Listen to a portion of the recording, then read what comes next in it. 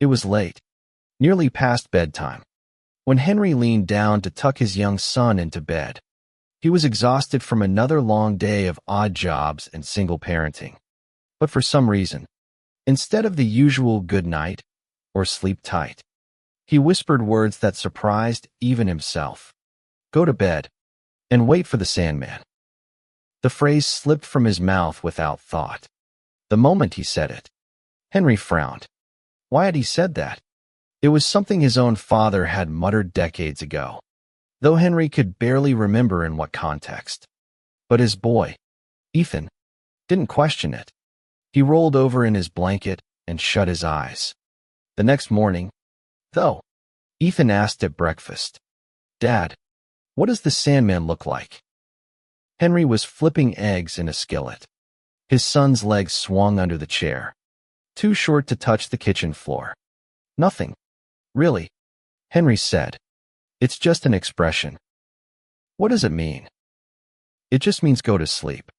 That's all." Henry placed the eggs in front of him and ruffled his hair. He thought that would be the end of it. But the question nagged at the back of his mind.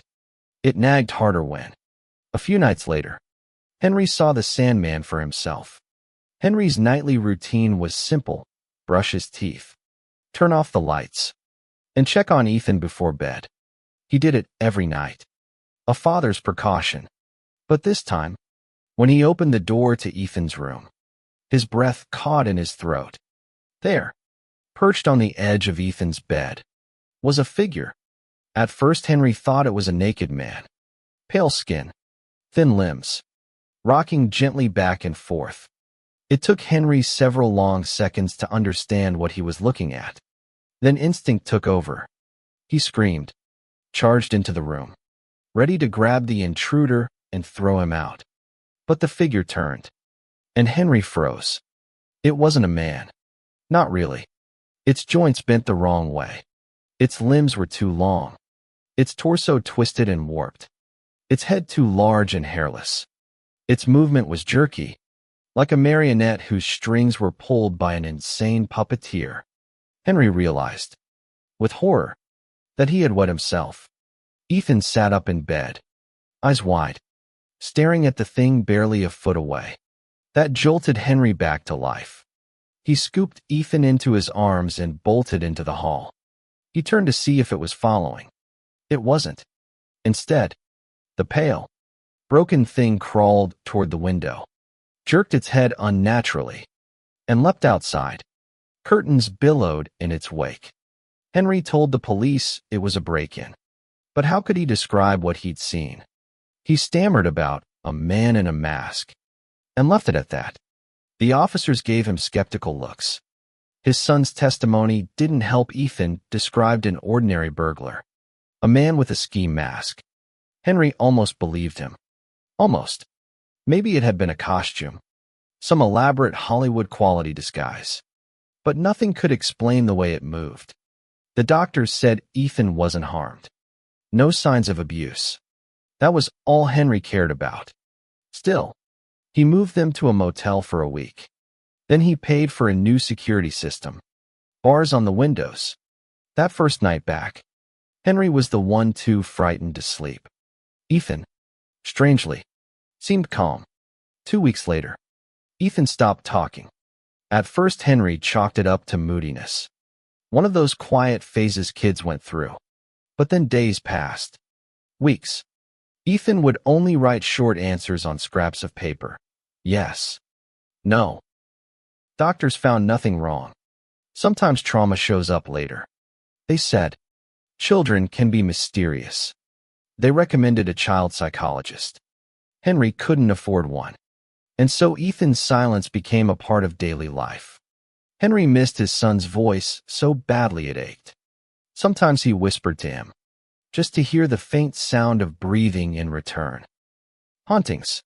Henry tried to convince himself it had all been a disturbed man who broke in. But at night, he heard noises slithering, skittering, like something massive crawling through the walls. Sometimes he saw pale shapes at the edge of his vision, a foot disappearing around a corner, a misshapen shadow in the hall. He started sleeping in snatches, plagued by nightmares. He checked on Ethan constantly. He even began examining his son with an old stethoscope from his CNA training. One morning, when he pressed the cold disc to Ethan's chest, he heard nothing. Panicked, he checked himself. His own heartbeat came through loud and clear. But when he pressed it back to Ethan's chest, there was silence. For a moment, Henry's stomach turned to ice. He thought of the Tin Man, hollow inside. He threw the stethoscope in the trash and hugged his son tight. But the feeling never left. Henry began prowling the house at night. No lights. Barefoot, he listened for that uneven scuttling of twisted limbs. He was convinced the thing was still inside. One night, he stopped outside the spare room. Bare walls. No carpet. Drafty. A room he'd never finished. It felt like a dissected corpse. He was sure it was the thing's nest. He stepped inside, peering into every corner. The light bulb flickered. And then Henry knew. It was on the ceiling. His mind pictured it, crawling like a pale lizard overhead, waiting to drop down. His skin crawled. He didn't want to turn around, but it was between him and the door. He spun, gasping. The room was empty, but the fear only grew. Because if it wasn't on the ceiling, then where was it? That night, Henry pressed his ear to Ethan's door before opening it. He froze. Ethan was talking. Henry nearly kicked the door in. The boy sat upright, wide-eyed, but silent now. The room was empty. Henry tore through the closet, the toy box, every corner. Nothing. Exhausted, he laughed bitterly, shoving toys aside. He told himself tomorrow they'd leave this house for good.